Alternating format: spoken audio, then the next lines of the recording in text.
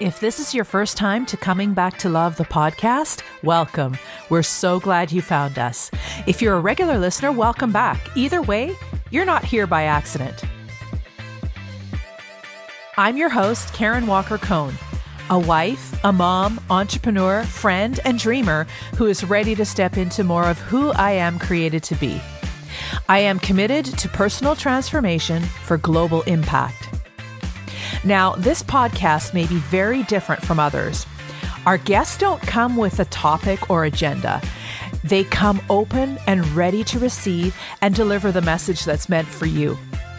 You will also notice our podcast is not overly produced. This is on purpose. Our hope is we will inspire you to step into who you're created to be, regardless of how it may look. Take inspired action on that book, business, relationship, and yes, podcast, or whatever it is on your heart.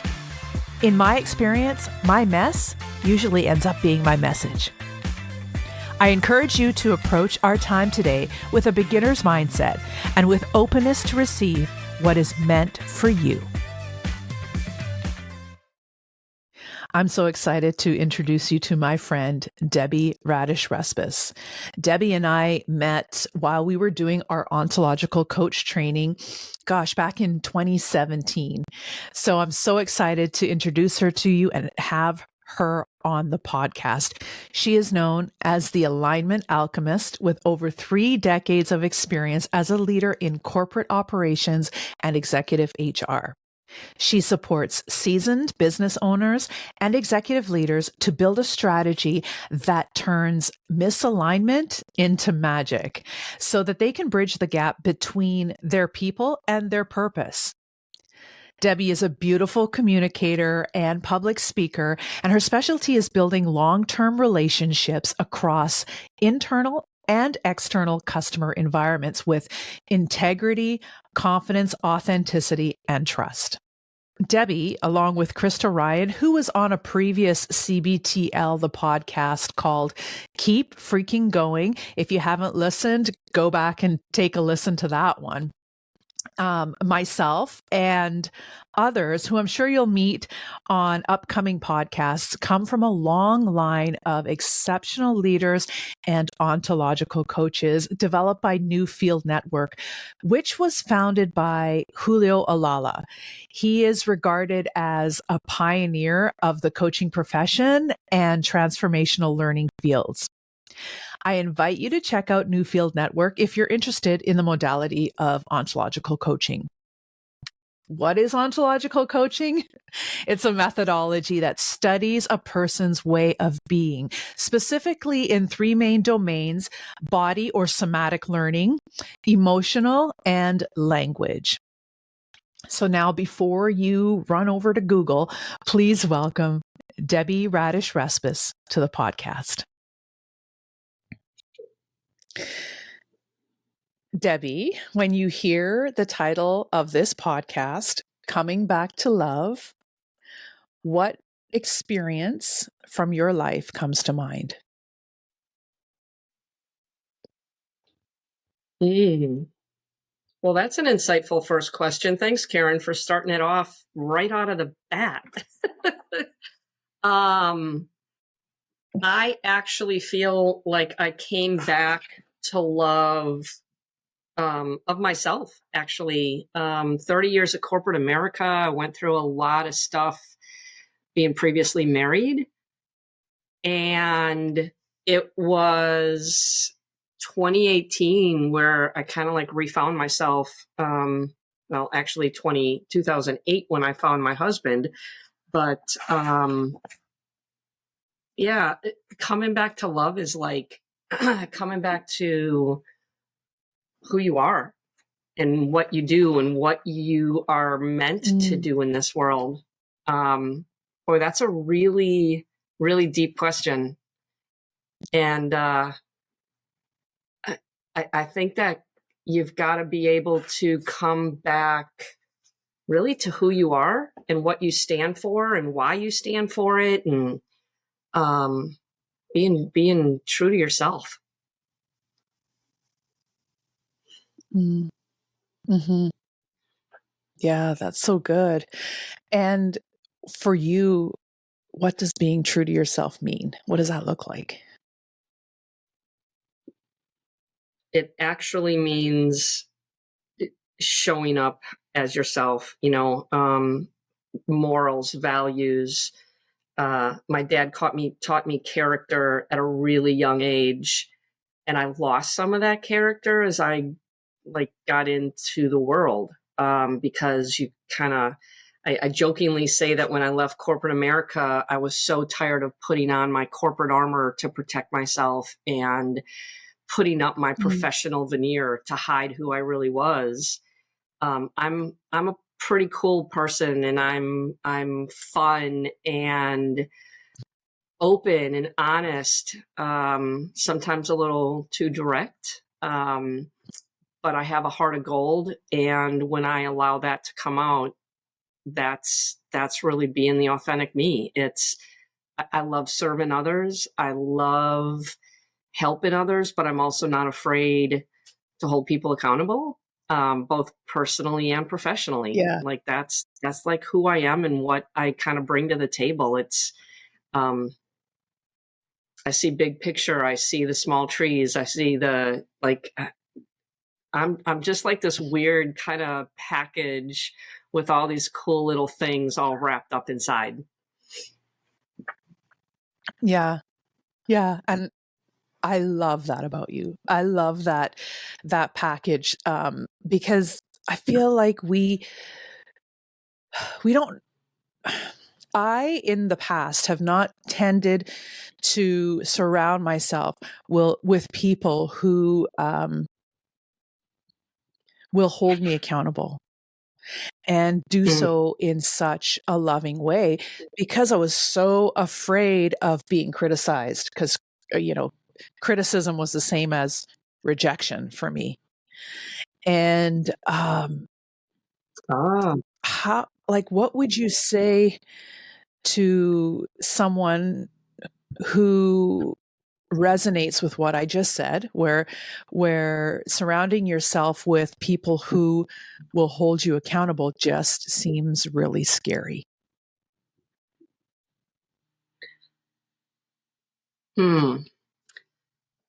As an executive coach, I actually would ask the question, like, what's so scary? But like, what's so scary about that? Do you not hold yourself accountable? Like what, and what does accountability mean to you? Sometimes people put like false or too high a standard on expectations. So therefore they feel they're always going to fail. So just don't hold me accountable, and therefore I can't fail. Yeah. Right. So I think it's defining what is accountable, and putting in like realistic standards and expectations. I love John Maxwell's like fail forward, right? Like accountability has to allow some failures, and being okay, like giving yourself permission to fall. We didn't learn to walk right out of the womb, right? You got to crawl before you can stand, before you can walk, before you can run. And I think when people are afraid to be held accountable, I don't think that they have given themselves an appropriate definition for what that really means. And they don't know what they're really afraid of until they start thinking about, well, what does accountability mean? Yeah. Yeah. And that's the whole, fact meaning. Like for me, I made it mean rejection. So, and I made myself wrong.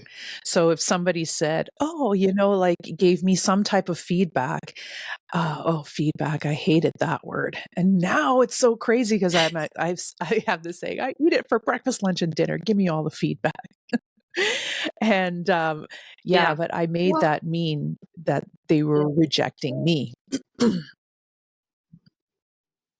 Well, and that's interesting because, even feedback, like I always go to definitions. I didn't define things well when I was in corporate America. Like I just kind of assumed everybody had the exact same definitions and we were all on the same page, which is what causes a lot of conflict. But I think defining things, like even with feedback, like, do I want feedback or do I want to hear what you're seeing? Like, you know, what am I missing? Like, that's one of my favorite questions is, well, what am I missing?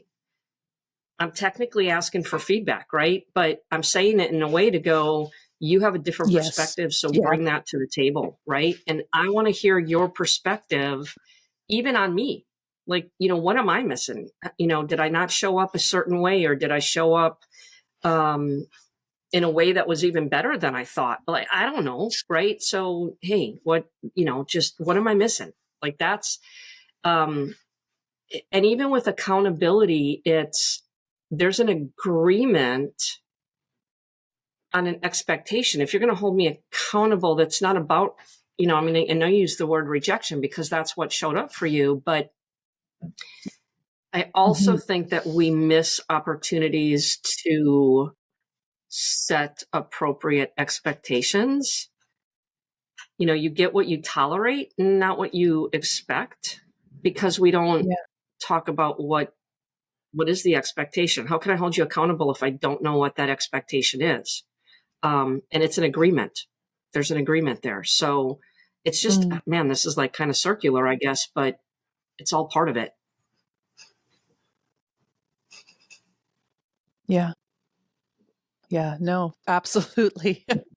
Yeah, you get to, because I mean, that's the, you know, asking questions, you know, first of all, I wouldn't give somebody feedback unless I ask their permission to do so, you know, because I get to ask the question, right? Like, are you open to feedback? Are you open to hearing what I'm seeing? Are you open to hearing my perspective?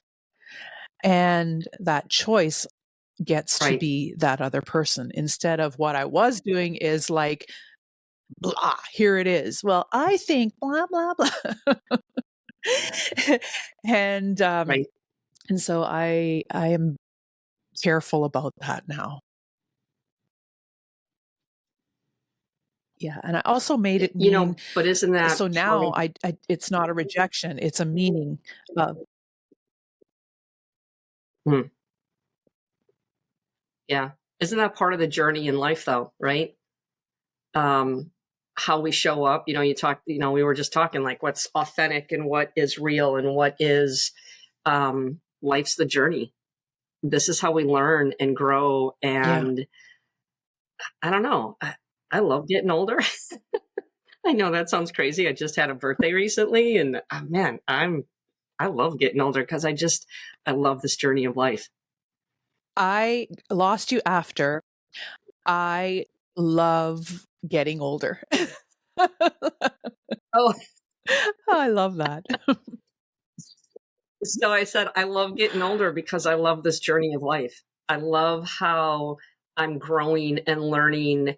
I give myself more permission to be wrong and to do things in my uncomfortable zone.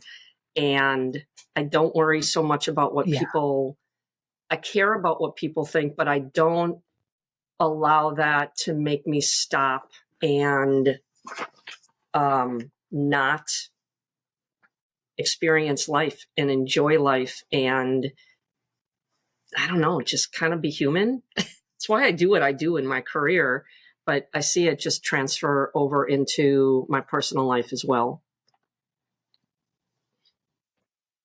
So the last question, so I want to ask you is, if our listeners can take away one message from you in this podcast, what would you like them to take away?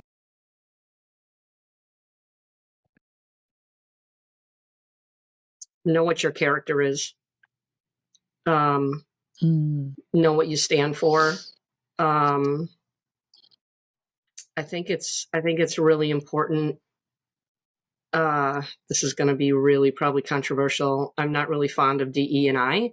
And I say that because we're all humans and we're all uniquely made and we have unique gifts. And we have so much to give each other that you have to look beyond the skin tone or whatever. And I think character is what you should judge people on. I think character is how we work together and play together and have friends. And I think like I said earlier, like the greatest gift my dad ever gave me was to really know what my character was. And I don't feel that people consider their own character. I think that a lot of folks think they know who they are and think they know what they stand for, but they're more or less trying to make sure everybody else is okay with them, even when they're lying to themselves. And I think that's it's an unfortunate place to be. And when I do like my executive coaching or, work with the executives that I work with, it's, we kind of get to the heart of that is, what do you stand for? What are your values? Does the company have those same values?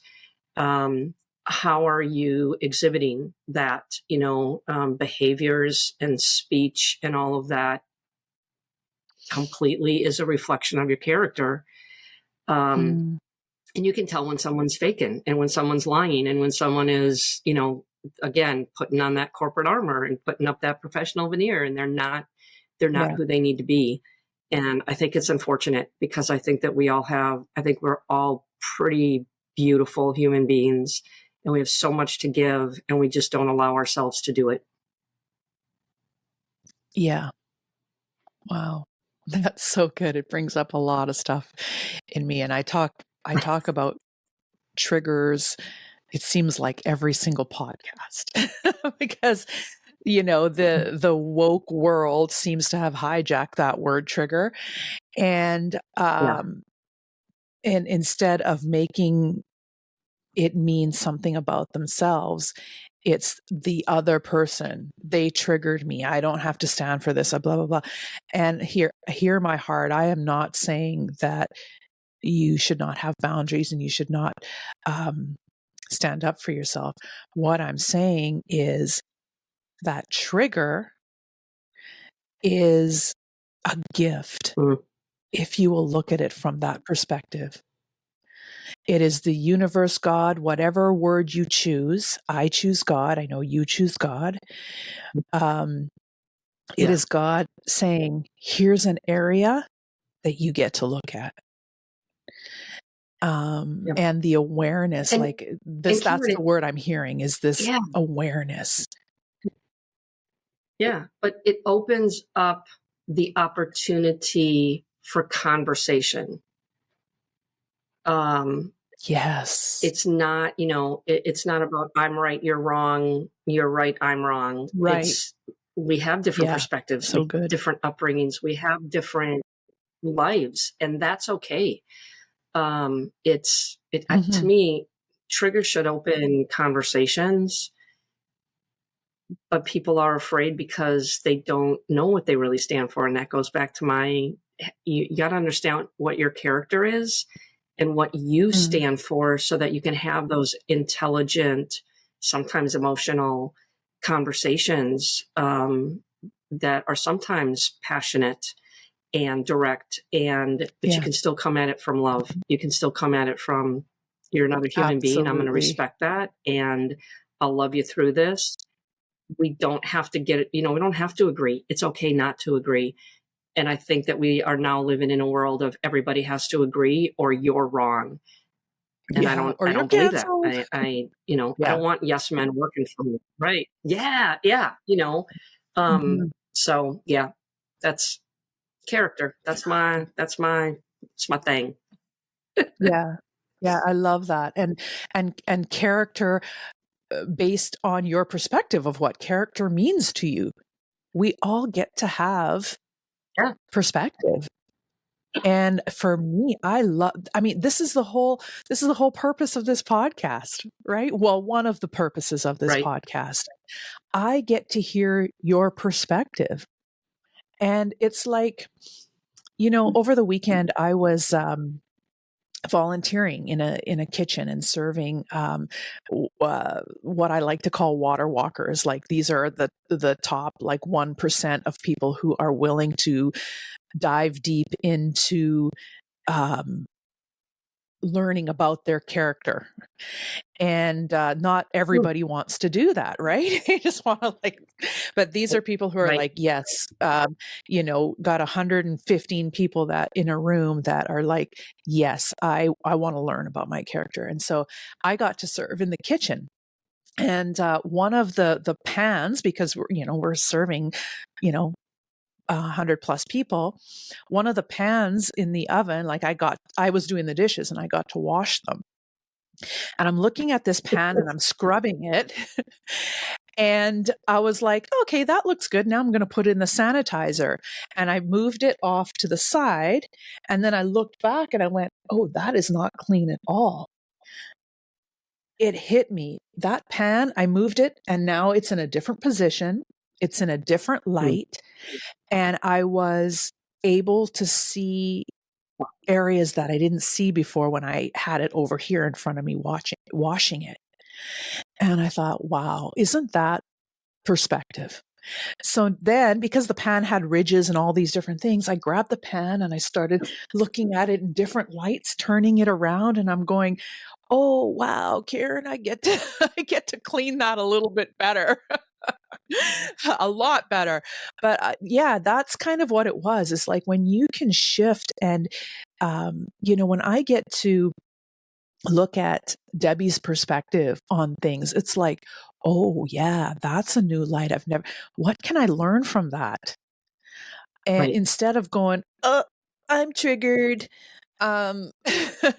you did something wrong and I don't have to stand for that. And it's like, whoa, I just step back and go, why did that trigger me? That's really interesting. And I can also go, thank you, Debbie. Yeah, you triggered me. And I got to look at something new because of it. Thank you. What a gift. Right. That's a whole different perspective. Yeah. Yeah. I think that I think that is it's becoming a lost art, the art of conversation and the way to have discussions, the most brilliant ideas come out of all those different perspectives. And sometimes it's a hodgepodge of everybody's ideas, right? I mean, that's where innovation, that's where innovation comes into play, is because you have a different perspective. Yeah. You have 10 different people standing on different corners and looking at the same accident. You're going to get 10 different versions of that accident, right? Right. And the cool thing is, like, as you were talking about, cleaning that pan, we're all kind of that pan. Like, we have to look at ourselves differently as well, because I can't see myself from the side or from the back. I can see myself like looking down, right? I don't know what I look like from the top. I don't look like, I don't know. So I have to get a different perspective. And we all have those ridges that have sometimes really deep dirt that needs to be kind of scrubbed, right? So I'm totally using your example now. Good. And that's the whole point, right? Like, let's use all the things that we're learning and to share with someone else, So like I say to my listeners, from not every week, but well, actually, no, in the intro, it says every week is that, if you're here listening to this podcast today, of all times, do you know all the different things that had to align for you to be listening to this podcast today? And it's not an accident. Take what you can learn from here and put it into action into your own life. And we want to hear from you too. We want to hear your perspectives. Share that with us. Gosh, Debbie, I appreciate you so much. Thank you for being in my life as long as you have. I met this beautiful, beautiful soul as we were going through. We were some of the people in the room, the top 2% that is looking at changing our own characters, or I wouldn't say changing the characters. No, that's to discovering more of who we are. And and we've been in contact ever since. And I love that. And even when we've had those like long gaps, we still come back together. We contact each other like we never left. And that's when, like, this person's my heart. So you are my heart, Debbie. And I'm so glad to have you here. Ditto. I couldn't have said it better, Karen. I just, you were very special to me right from the beginning. And I just feel like that's grown through the years, even though I love that, the naps between the last time we talked and now, right? So it's beautiful. You as well, my friend, are a very beautiful soul. And I'm very blessed to have you in my life. Stay tuned for some more golden nuggets with our bonus stories. Yeah. So here's my quick little story about my dad, about character. I was like 17 and I was buying my own car. We made a deal with, it was a 80 something Monte Carlo, and I fell in love with it. It was exactly what I wanted. And we had agreed on $2,000 at the dealership, and it was kind of one of those slimy dealerships that you're like, my dad's coming with me because I'm not going alone. And we walk in, and my dad's got the money, and my dad hands over $1,000, and the guy looks at it and he's like, all right, we're good to go. And the guy says this, my dad's like, are you sure?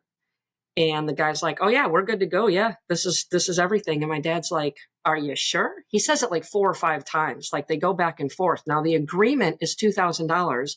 The guy only has $1,000. And I'm like, Dad, let's go. Like, okay, the guy's okay with $1,000. Let's go. Like, I'm okay with that, right? Come on, it's right. It's my money, right? Because that's a lot of money when you're 17 or 18, whatever I was.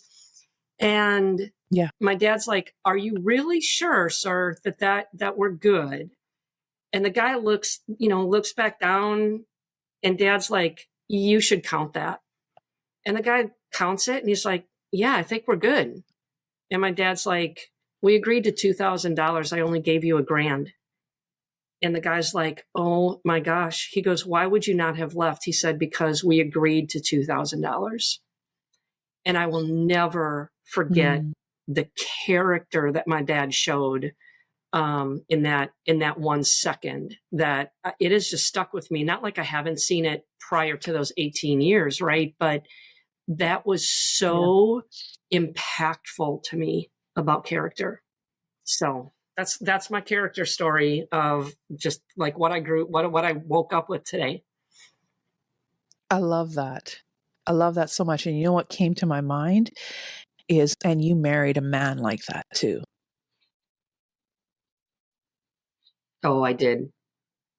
Very much so. He will never compromise his character. And I've been around a lot of people who compromise their characters for, excuse me, whatever reason. My husband, Lee, will absolutely not. And I love it because it keeps me in line. Because it's easy to fall into wokeness. It's easy to fall into, well, I'm just going to let this slide a little bit. Nope. There's no sliding. There are certain things that are black and white, and it's not okay to slide. So it's very cool. And I was going to say, and you married someone like that because you are someone like that. So that makes a difference too. Yeah. Agreed. Yeah. Yeah. Because we surround ourselves. We hold each other accountable. Exactly. Yeah, exactly. And let me tell you, we do. And my friends are totally different than what they were many, many, many years ago. But I find myself surrounded by even the clients that I work with. Like, Yeah. I'll say no to certain people because I know that they don't have, this is going to sound horrible, but they don't have what it's going to take to go on the journey. And I, I can't live within that falsehood anymore. I did it for too long and I won't do it anymore. Not just personally, but, even with people that I knew at work or whatnot. So. Right. Right. No, I get it. I am kind of learning how to balance that, like I told this story before. I actually told this story this week, and I'm now thinking, have I ever told this story on a podcast? I don't know that I ever have. And one of the things I'm doing is eliminating but out of my vocabulary. I get to, I want to share this vision about, and I may have shared it with you at a time because it happened like 10 plus years ago. I remember Holy Spirit saying to me, for every 1 mile of road is 2 miles of ditch. And it stuck with me a long while ago, because it stuck with me all this time, because the first thing I thought was like, mile. Like, I was living, I'm from Canada. So, we don't talk like that. I thought it was weird that, God, why would you say mile? Like, that's so weird. And now here I am in the US. So that's not lost on me. Moved to the US about 8 years ago. And so this story keeps coming back in the last couple of weeks for me around, for every 1 mile of road is 2 miles of ditch. And he continued saying, and I have you on the road, walking your journey, walking your walk.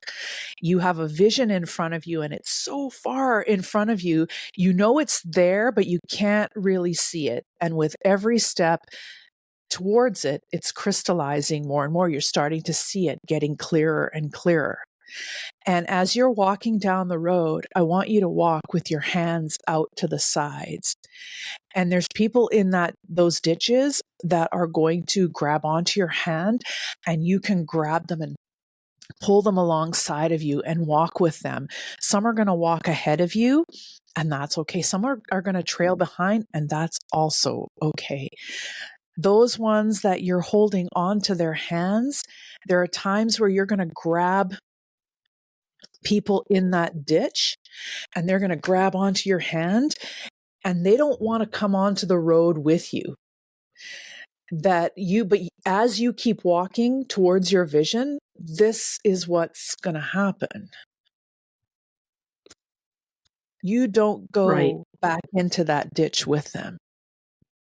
You get to keep walking your walk, and they get the choice as to whether they want to come walk alongside of you. A lot of the times I found myself jumping right in that ditch with them and going, come on, let me pull you out. And then next thing you know, I'm wallowing in that ditch waiting for somebody to come along and grab me out of it. And so that was a hard lesson for me, and it's the thing that I'm going to keep going. I'm going to keep walking towards my vision, because I'm called to something greater. I'm called to step into my greatness, and for anyone listening, you are too. So keep going. Keep developing your character, like that is Debbie said. What a beautiful story. Boy, what a beautiful story. I am so using some of your stories, Karen. You always have beautiful stories. I hope you Even do. when we first met, I hope you do. Oh my gosh. They're so, they're tangible. Like, people can relate and they can see it. Your visions are very, visible. Like, they're stories that you can feel and hear and touch and go, yeah, I can totally see that, right? Like, I can totally see walking down the road and, with the hands outstretched. It's beautiful. It's just beautiful. You're such a beautiful woman. I know, like, I feel like I'm just learning that in the last couple 3 weeks, actually, about 3 weeks, where, somebody asked me, what's your why? And I thought I knew it. Like, I thought I could not verbalize it. What is my why?